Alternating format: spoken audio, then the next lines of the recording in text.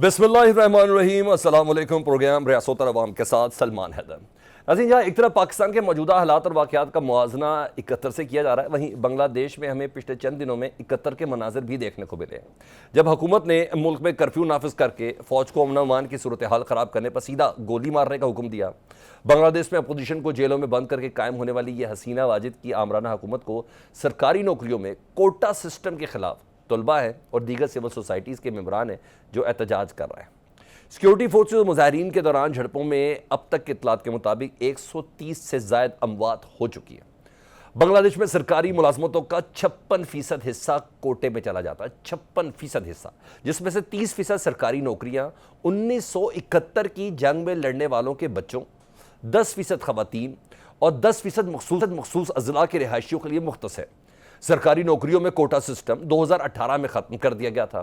गुज़िश्ता माह high court ने सरकारी नौकरियों में 1971 की जंग में लड़ने वालों के बच्चों के लिए 30% कोटा बहाल करने का फैसला दिया था, जिसके बाद मुल्क भर में मुजाहरों का सिलसिला शुरू हुआ और तलबा हाई कोर्ट के फैसले कलअदम करार देने के लिए मुतालबा करते हुए सड़कों पर आ गए, जिसके बाद कर्फ्यू नाफिज करके फ़ौज को तलब किया और मुल्क भर में इंटरनेट सर्विस को मुअत्तल कर दिया।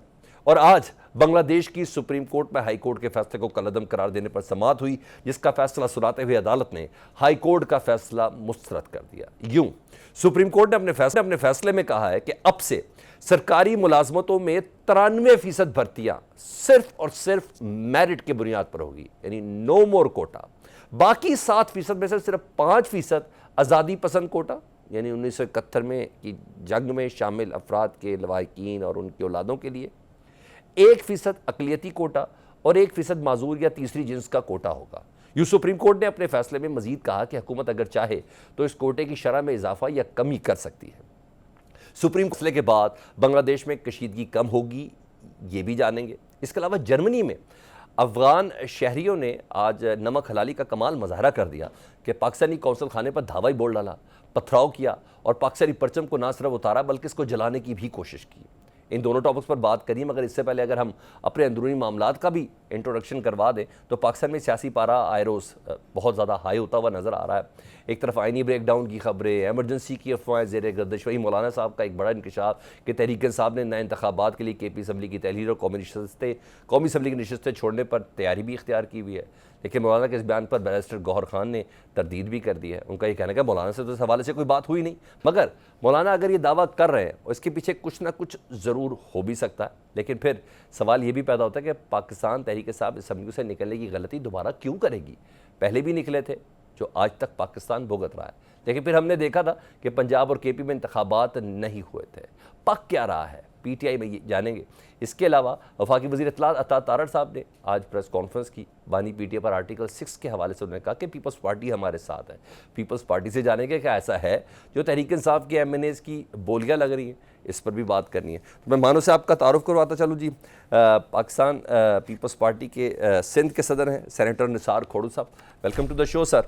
अज़हर सदीक साहब पाकिस्तान तहरीक इंसाफ के वकील भी रहनुमा भी हैं। डॉक्टर निसार चीमा नून लीग के रहनुमा हमारे साथ हैं। हामिद खान अल-मशरकी माहिर बैनुल-अक़वामी अमूर लकीली पाकिस्तान में, वो हमारे साथ होंगे। गुफ्तगू का आगाज़ सबसे पहले हामिद भाई आप ही से कर लेता हूँ। बांग्लादेश से ज़रा बात कर लें क्योंकि ये बात करना बहुत ज़्यादा ज़रूरी है। बांग्लादेश की सूरत हाल पे देखिए, हसीना वाजिद की हुकूमत सरकारी मुलाजमतों का जो 30% कोटा था वो 71 की जंग लड़ने वालों के साथ अटैच कर रहे हैं, मगर जिस तरीके से 71 की जंग लड़ने वालों का जिक्र इस वक्त बांग्लादेश के ऐवानों में और बांग्लादेश के तलबा की ज़ुबान पर और जिस तरीके से हो रहा है, खैर वो खैर सब कुछ चीज़ें हैं, तो अब आपको ऐसा लगता है कि जैसे हसीना वाजिद अपना पॉलिटिकल कैपिटल गेन करना चाहती है? क्योंकि 15 साल से अपोजिशन तो उन्होंने वैसे ही अंदर रखी हुई है, पाकिस्तान से काफ़ी मुवासलत है आजकल के हालात की उधर। जी बहुत शुक्रिया सलमान। देखिए बात यह है कि जिस अंदाज में ये 1971 के जो जंग लड़ने वाले की उनके बकौल उनका कोटा किया गया था, उसके अंदर बहुत सारी अवामी तौर पे रेजिस्टेंस तो पहले से ही थी। अब हसीना वाजिद ने इस इशू को इसलिए उठाया है कि इसके अंदर जो पब्लिक डिमांड है वो ये है कि इस कोटे का सही इस्तेमाल भी नहीं हो रहा, इस कोटे से नाजायज़ फ़ायदा उठाया गया और ऑन टॉप ऑफ इट तलबा का ये ख्याल है कि बहुत सारे हक पर जिनकी बहुत ज़्यादा डिजर्विंग स्टूडेंट्स हैं उनकी हक तलफी हो रही है। देखें पूरी दुनिया के अंदर जहाँ पर भी कोटा سسٹم ہوتا ہے اس کے اندر شفافیت ہونا بڑا ضروری ہوتا ہے. آپ نے دیکھا کہ خالدہ ضیاء کی جو حکومت ہے یا جس انداز میں انہوں نے اتنے عرصے سے حکومت چلائی, اس کے اندر سب سے جو اہم بات ہے وہ یہی نظر آئی کہ وہ انڈین انفلوئنس, انڈین پالیسی اور بہت ساری جگہ پر جو خود بنگلہ دیش کی عوام ہے وہ یہ سمجھتی ہے کہ ان کی جو رائٹ حق تلفی ہے وہ بہت زیادہ ہو رہی ہے. ایک اور میں بات آپ کو بتاتا چلوں, جو آج سپریم کورٹ کا ڈیسیجن آیا ہے اس سے میں نہیں سمجھتا کہ کشیدگی کم ہوگی. اس کی ایک سب سے بڑی وجہ یہ ہے کہ اس سپریم کورٹ کے ڈیسیجن کے اندر جو انہوں نے حکومت کو یہ اختیار دے دیا ہے کہ وہ ابھی بھی اس کوٹے کو تبدیل کر سکتے ہیں. دوسری بات یہ ہے کہ اس میں یہ مان لیا ہے سپریم کورٹ نے کہ جی یہ کوٹا جو ہے یہ جاری رہے گا. تیسری بات یہ ہے کہ حسینہ واجد کی طرف سے اس بات کو جو تسلیم کرنے سے انکار کر دیا گیا ہے اور طلباء کا احتجاج جاری ہے, جبکہ سڑکوں پر کرفیو بھی لگا دیا گیا ہے. فوج جو ہے وہ ڈھاکہ اور دوسرے شہروں میں آ گئی ہے. تیسری بات یہ ہے کہ مکمل طور پر انٹرنیٹ کا بریک ڈاؤن ہے. تو جس طرح آپ نے کہا بالکل کئی معاملات میں بدقسمتی سے پاکستان سے مماثلت ہے. میں آپ کو بتاؤں اوورآل برے صغیر کے اندر بہت سارے معاملات جو ہیں ان کے اندر بہت ساری مماثلت ہر جگہ ہمیں نظر آتی ہے, اور سب سے بڑی مماثلت اچھا, اب مماثلت میں دیکھیں تو بنگلہ دیش میں ہمارے انتخابات سے کچھ روز پہلے ہی انتخابات ہوئے, وہاں بھی اپوزیشن دیوار کے ساتھ ہے, یہاں بھی اپوزیشن دیوار کے ساتھ ہے, بلکہ جیلوں میں ہے اور وہاں بھی جیلوں میں ہے. تو آپ کو لگتا ہے کہ عوام کا غم و غصہ ایسا ہے کہ حسینہ واجد کے اقتدار کو خطرہ ہو سکتا ہے؟ بالکل 127 سے 130 لاشیں ہیں اس ٹائم عوام کے پاس. ایسے ہی ہے, اور یہ تو ابھی فگر جو ہے یہ سرکاری میڈیا کا ہے, پرائیویٹ یا سوشل میڈیا سورسز تو اس کو 400 تک کا فگر کہہ رہے ہیں کچھ جگہ پہ. بات یہ ہے کہ جس انداز میں الیکشن ہوا بنگلہ دیش میں, پوری دنیا میں اس کے اوپر بھی سوالات اٹھائے گئے, اور اس الیکشن کے ریزلٹس کے اوپر بھی جس انداز میں اپوزیشن کو کارنر کر کے کیا گیا, میں یہ سمجھتا ہوں کہ یہ 12-15 سال بعد پہلا موقع ہے کہ بنگلہ دیش کے اندر اپوزیشن کی پوزیشن بہت مضبوط ہے.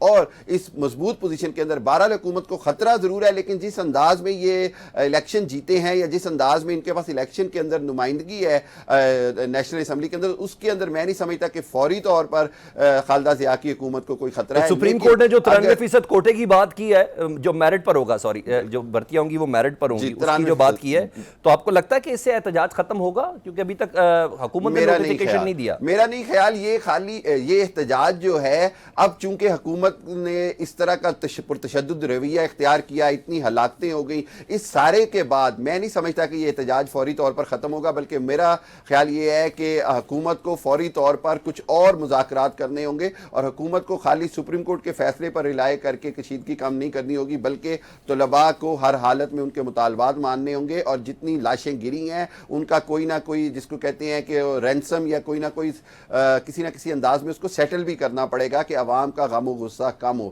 ابھی تک جو صورتحال ہے وہ کرفیو سے کنٹرول کی جا رہی ہے, سوشل میڈیا بلیک آؤٹ سے کنٹرول کی جا رہی ہے, انٹرنیٹ بند کر کے کنٹرول کی جا رہی ہے, لیکن آپ بھی جانتے ہیں کہ آج کے دور میں اس طرح صورتحال زیادہ دن تک کوئی بھی جو ہے طاقت کے زور پر کنٹرول میں نہیں رکھ سکتا.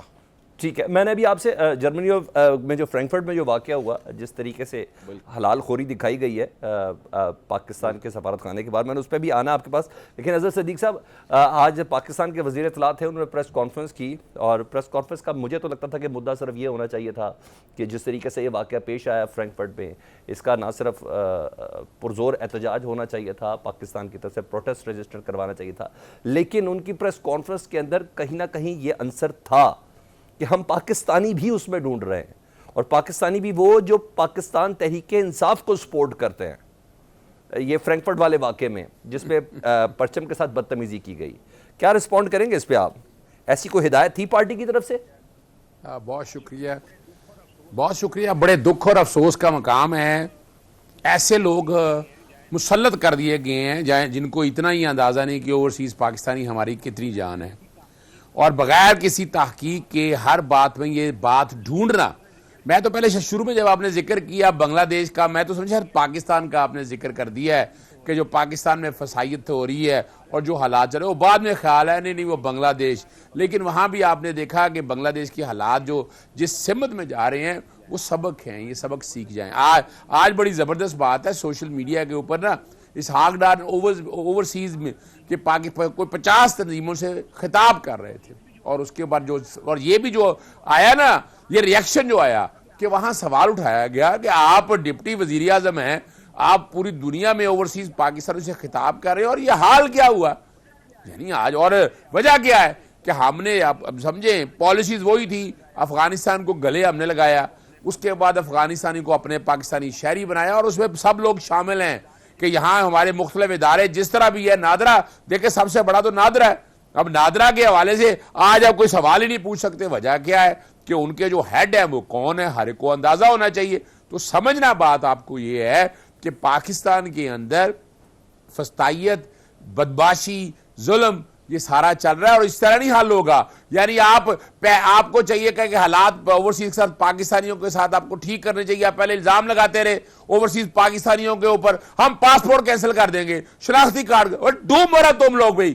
تم ان لوگوں کو تو شرم ہی نہیں ہے کہ پاکستان کو ایسا لگا حضرت صدیق صاحب کا گرے کر دیا گیا, اس مین ایشو کو ہی گرے کر دیا گیا کہ کہاں ہمیں فرینکفرٹ میں جرمن کی حکومت سے ہمیں احتجاج کرنا تھا, کہاں ہمیں عالمی سطح پر پروٹیسٹ کرنا تھا کہ پاکستان کا سفارت خانہ وہاں محفوظ نہیں.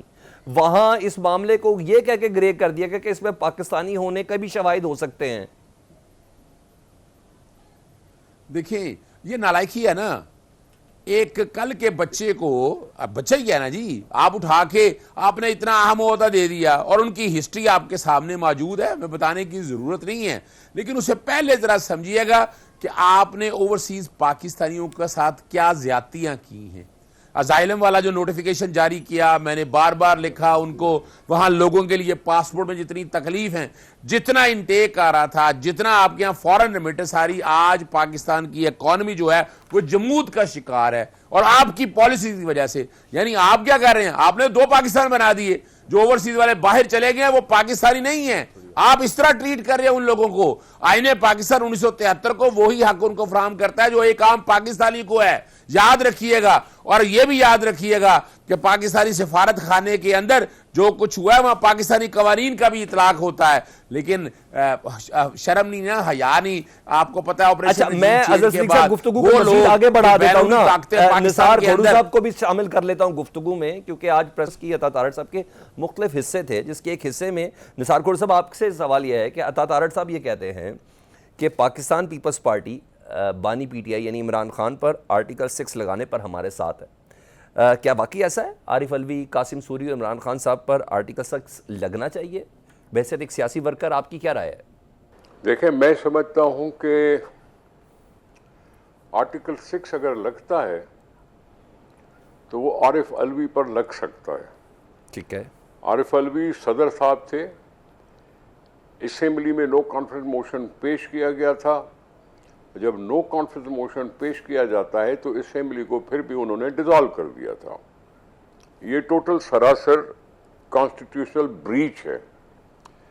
اس آرڈر کو پڑھنے کے لیے قاسم سوری کا انتخاب کیا گیا, جس نے اسد کیسر صاحب نہیں آئے تھے.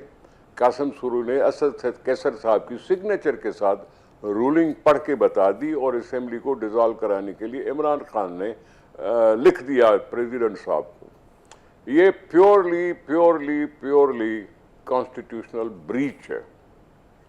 ٹھیک ہے, ہم تو کہتے تھے, اس وقت بھی کہتے تھے, یہ تو ٹھیک ہے سپریم کورٹ کی مہربانی کہ انہوں نے اسمبلیاں ریسٹور کر دی اور کانسٹیٹیوشن اور وہ نو کانفیڈنس موشن کی ووٹنگ ہو گئی. لیکن ہم پھر بھی سوال یہ کرتے تھے کہ آپ نے عارف الوی کو کیوں چھوڑا, قاسم سوری کو کیوں چھوڑا, عمران خان کو کیوں چھوڑا؟ یہ اتنی بڑی بات جو کی تھی انہوں نے, اس کو اس وقت ریفرنس بھیجنا چاہیے تھا. اور اگر ابھی ریفرنس بھیجنا چاہتے ہیں تو وہ کانسٹیٹیوشنل بریچ ہے, اسے کوئی ڈینائی نہیں کر سکتا. خود عمران خان بھی ڈینائی نہیں کر سکتا, عارف الوی صاحب بھی ڈینائی نہیں کر سکتے. سر اتنی دیر سے خیال کیوں آ رہا ہے کہ وہ ایک غیر آئینی عمل تھا, جی نثار آئین گھوڑو صاحب کو توڑنے کی کوشش کی گئی تھی. نثار گھوڑو صاحب میں کہہ رہا ہوں کہ یہ آرٹیکل 6 کے حوالے سے آپ نے کہا کم از کم عارف الوی صاحب کے اوپر ہونا چاہیے. پی ڈی ایم 1 حکومت بھی آ گئی, اس کے بعد نگران بھی آ گئی, پھر پی ڈی ایم 2 یعنی اب موجودہ حکومت بھی نون لیگ کی آ گئی. یہ اتنا دیر سے خیال کیوں آ رہا ہے؟ ٹائمنگ آپ سمجھتے ہیں کہ مناسب نہیں ہے؟ دیکھیں بھائی بات سنیں نا, یہ آپ اس کو اس طرح سے نہ لیں. ٹھیک ہے, اس طرح سے نہ لیں. بھٹو صاحب کو پھانسی کب دی گئی تھی؟ 1979 میں. ریفرنس کب داخل ہوا؟ 2010 میں. یہ ایشو یہ نہیں ہے, ایشو یہ نہیں ہے کہ جی کیوں پہلے داخل نہیں کیا گا, اب کیوں داخل کیا جا رہا ہے. ہماری تو ڈیمانڈ اس وقت بھی تھی کہ جی ریفرنس ڈالنا چاہیے تھا اور اس کو آگے بڑھانا چاہیے تھا اس بات کو. نہیں ہوا، لیکن یہ کانسٹیٹیوشنل بریچ تو ہے نا. ٹھیک ہے. مارشل لاؤ کے لیے کورٹوں نے معافی مانگی ہے نا لوگوں سے. 4 دفعہ جو مارشلائیں لگی اس پہ کورٹوں نے کیا تھا کہ ہم نے ان کو کنڈون کر کے غلطی کی میں معاف کیا جائے، کی تھی نا. تو آپ ایسے تھوڑی کہہ سکتے ہیں کہ جی 5 سال پہلے کوئی چیز ہوئی ہے تو اس کو ابھی اب کھولا نہیں جا سکتا. میں اس چیز کو نہیں مانتا. ٹھیک ہے. جو ہے حقیقت سو ہے. اگر ہم نے پارلیمنٹ کو مضبوط بنانا ہے، اگر کانسٹیٹیوشن کا دیکھ بھال کرنی ہے، تو پھر میری نظر میں یہ قدم ہونا چاہیے تھا جو اب ہونے کی کوشش. اور مجھے ایک اور کوئی آنسر کر دیں کہ اس سے پہلے کہ میں نیکسٹ گیسٹ کی طرف بڑھوں. پاکستان پیپلز پارٹی کا جو آفیشیل موقف ہے P T I per as a جماعت پابندی کے حوالے سے، وہ تو خیر بعد میں آئے گا. آپ کا بحیثیت سیاسی کارکن اس حوالے سے کیا موقف ہے؟ کیونکہ پاکستان پیپلز پارٹی کے دیگر رہنما تو اس کو ایک بے وقوفی کنسیڈر کر رہے ہیں.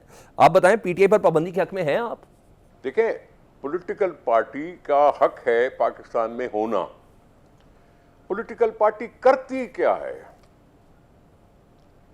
ایم کیو ایم کیوں اتنا نشانے پہ آ گئی؟ کیونکہ اس نے اپنے ملک کے لیے کوئی غلط بات استعمال کی تھی، غلط زبان استعمال کی تھی. ایم کیو ایم پر کیوں اتنا ری ایکشن ہو گیا کہ اس کی پارٹی نے ان کو آگ کر دیا؟ یہ ہے ریاست کو قبول نہ کرنے والی بات. ٹھیک ہے. اب ریاست کو قبول نہ کرنے والی بات کہاں سے آتی ہے؟ یہ آتی ہے 9 مئی سے. 9 مئی میں جو کچھ بھی ہوا عمران خان صاحب کے کہنے پر ہوا. اس نے ویڈیو میسج چلائی تھی، اس نے کہا تھا کہ بھائی نکلو، حقیقی آزادی کے لیے نکلو، اس نے کہا تھا. پھر وہ گئے، جو کچھ بھی کیا.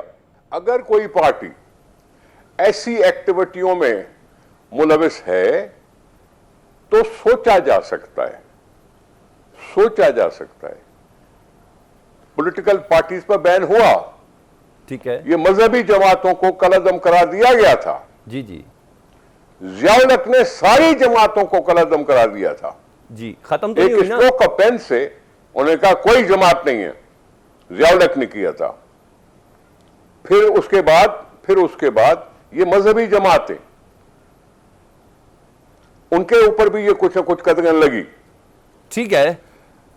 میں پولیٹیکل پارٹیز کو بین کرنے کے اتنے حق میں نہیں ہوں، لیکن اس کی چارج شیٹ پوری طرح سے قوم کے سامنے پیش کی اور جائے. سر چارج شیٹ کا پروو ہونا بھی ضروری ہے نا کھوڑو صاحب. میں آتا ہوں دوبارہ آپ کے پاس. بہرحال ابھی گفتگو کو مزید آگے بڑھانا ہے. جرمنی میں آپ کے پرچم کی بے حرمتی کی گئی ہے، اس پر پاکستان کا پولیٹیکل سٹانس یا بحیثیت قوم ایک سٹانس ہمارا کیا ہونا چاہیے؟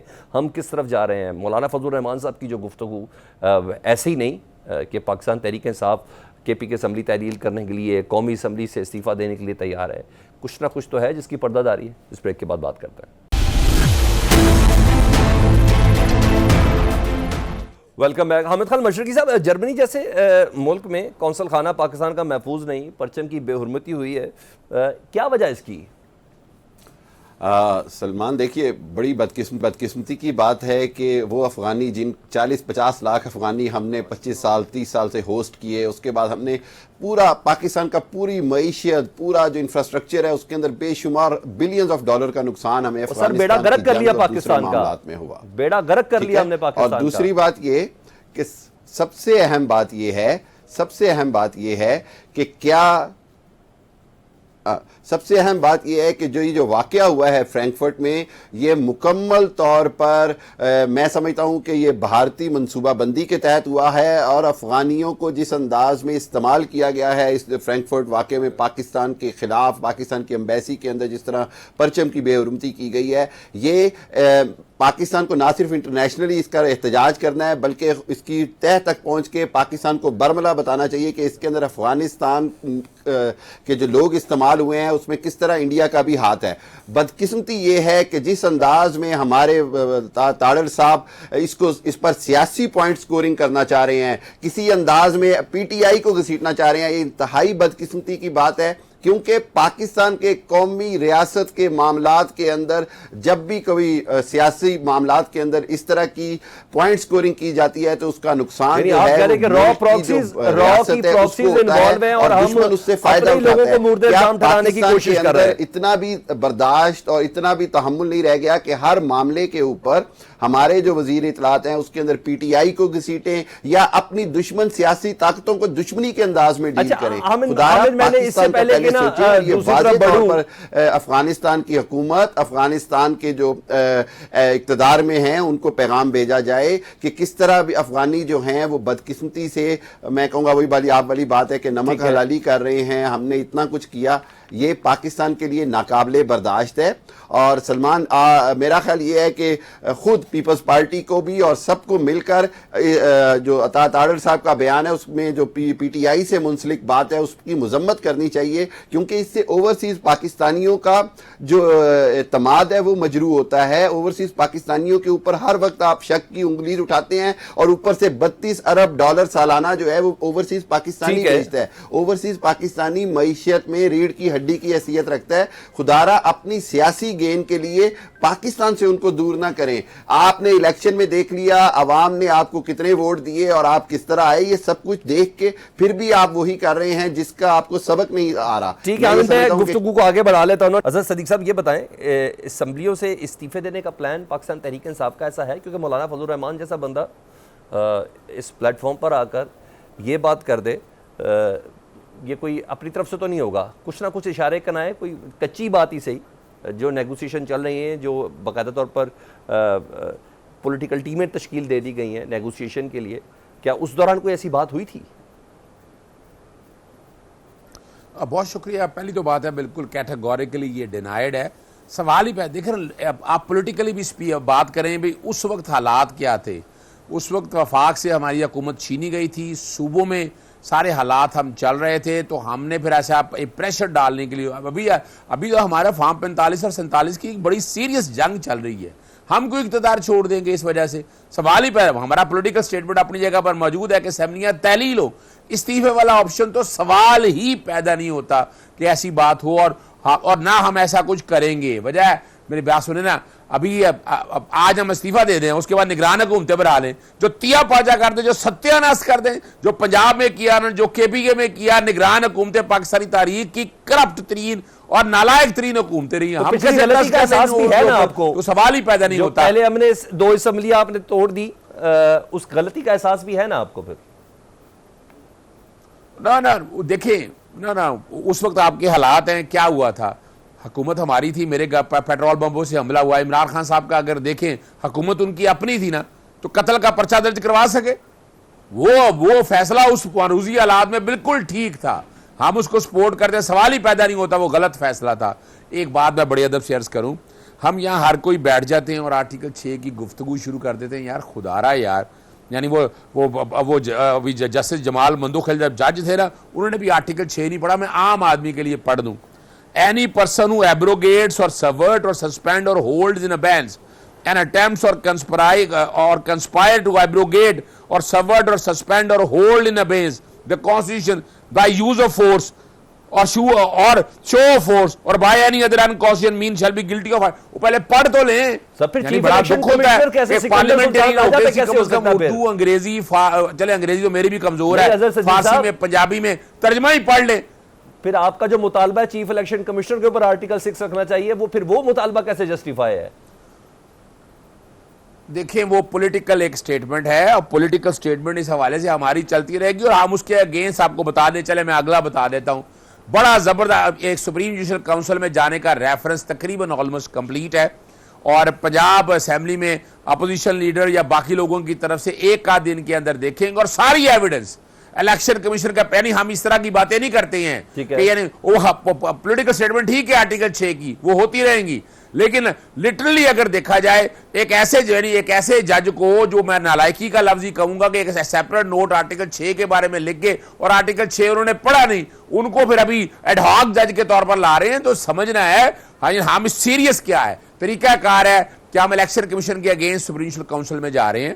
بڑی تفصیل میں ڈیٹیل میں ہم نے مکمل کر لی ہے. کل ہم ایک اور کام کرنے لگے ہیں, کل ہی انشاءاللہ. ایک تو آپ کے سامنے رکھ دیں, پنجاب اسمبلی کے اندر بدماشی اور غنڈہ گردی اس حد تک ہو رہی ہے کہ کہ اسپیکر نے ہمارے 11 اراکین کو سسپینڈ کر دیا 15 سیٹنگ کے لیے, ٹھیک ہے, اور وہ پریزیڈنٹ آف دی اسمبلی کے اندر بھی گھسنے نہیں دیتے. انہوں نے لکھا کہ آپ کا اختیار ہی کوئی نہیں ہے, آپ ایک دفعہ سسپینڈ کر سکتے ہیں, دوبارہ اگر ہو اس کے بعد آپ رول 210 کے تحت کر سکتے ہیں, لیکن وہ باز نہیں آ رہے. 2 دفعہ لکھا, اور کل وہ بھی جائیں گے وہاں پر, اور وہاں ہم ایک کام اور کر رہے ہیں کہ جو پاکستان تحریک انصاف پنجاب کے اسمبلی جو ٹکٹیں وغیرہ دی تھی, ہم سارے ثبوت دے رہے ہیں, جو کہہ رہے ہیں نا کہ آزاد کسی بندے نے آزاد, دیکھیے آزاد انڈیپینڈنٹ سمبل آپ نے دے دیا, لیکن وہ کینڈیڈیٹ پاکستان تحریک انصاف کے تھے, اور پوری لسٹ ہماری 17 جنوری کی ویب سائٹ کے اوپر اویلیبل ہے, اور وہ جہیز کا سامان لے کے ہم لڑتے رہے ہیں, تو کل ہم وہ بھی الیکشن کمیشن کا ایک کردار واضح کرنے لگے ہیں.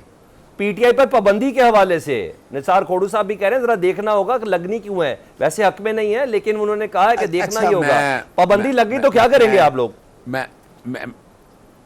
نہیں دیکھیے, میں پہلے تو بات بتاتا چلوں, نثار کھوڑو صاحب ایک سینئر پولیٹیشین ہے, انہیں ذوالفقار علی بھٹو صاحب اے این پی پہ تجربہ انہوں نے کیا تھا, 500 لوگوں کے اوپر اپنا حیدرآباد سازش کا ایک کیس بنایا تھا, وہ سبق سیکھا انہوں نے 18ویں ترمیم میں نا 2010 کے اندر ایسے نہیں کیا تھا, 17(2) آرٹیکل ترمیم کر کے یہ حالات ایسے بنائے تھے, ہمارا ایسے نہیں ہو جانا. اب اس کے لیے باقاعدہ سپریم کورٹ جانا ہے, پہلے ایسی کنڈیشن کوئی نہیں تھی. اب جو طریقہ کار ہے, دیکھیں وجہ کیا ہے, integrity and sovereignty of Pakistan بتا دے, کوئی سائفر میں سزا ہوئی, سزا سسپینڈ ختم ہوگی, ایکویٹل ہو گئی, پھر 9 مئی کی باتیں کر رہے ہیں, 9 مئی میں کون سے کیس میں سزا ہوئی ہے, کون سے کیس میں پاکستان تحریک انصاف کے حوالے سے باتیں ہیں, وہ ساری ایویڈنس کیا ہے, وہ ساری ہوائی باتیں ہیں. آ جاتا ہوں, میں نے آنا ہے نثار کھوڑو صاحب سے رسپونڈ لینا ہے. میں ذرا پہلے ڈاکٹر نثار چیمہ صاحب نونی کے رہنما, ان سے بات کر لیتے ہیں. سر, آپ کو بھی ایسا لگ رہا ہے کہ واقعی کوئی آئینی بریک ڈاؤن آ رہا ہے, کیونکہ جس طریقے سے حکومت اور عدلیہ آمنے سامنے آ گئی ہے, تو دعوت تو آپ لوگ خود ہی دے رہے ہیں لگتا ہے؟ دیکھیے گزارش یہ ہے کہ 2 چیزیں میں عرض کرنا چاہتا ہوں. ایک تو دیکھیں, سپریم کورٹ ملک کی سب سے بڑی عدالت ہے, اس کا کوئی فیصلہ ہمیں اچھا لگے یا برا لگے ہمیں ماننا چاہیے. جب بھی یہ ہے کہ یہ صورت بن جائے کہ یہ کنفیوژن پیدا ہو جائے کہ سپریم کورٹ کا یہ فیصلہ مانا جائے گا یا نہیں مانا جائے گا, تسلیم کیا جائے گا یا نہیں کیا جائے گا, تو یہ کسی مہذب قوم میں, کسی مہذب ملک میں ایسا نہیں ہو سکتا. یہ تو پھر کسی بنانا اسٹیٹ میں ہی ہو سکتا ہے. یہ تو جنگل کا قانون ہے کہ اعلیٰ ترین ملک کی جو عدالت ہے اس کا کوئی فیصلہ جو اس کے بارے میں یہ کہا جائے کہ یہ ہم مانیں گے یا نہیں مانیں گے, یہ کوئی سوال ہی پیدا نہیں ہوتا کہ اعلیٰ ترین عدالت کا فیصلہ نہ مانا جائے, پہلی بات. دوسری بات یہ ہے کہ یہ ہے کہ جو شخص بھی یہ کہے کہ ہم نے اس فیصلہ کسی بھی, یعنی یہ کہ کوئی فیصلہ بھی ہو, اعلیٰ ترین عدالت کا فیصلہ ہم نہیں مانیں گے, وہ پورے عدالتی نظام کا باغی ہے. تو اس کا مطلب ہے کرمانی صاحب صحیح کہہ رہے ہیں نا, مسلم لیگ نون میں غیر سنجیدہ اور نالائق لوگ آ چکے ہیں.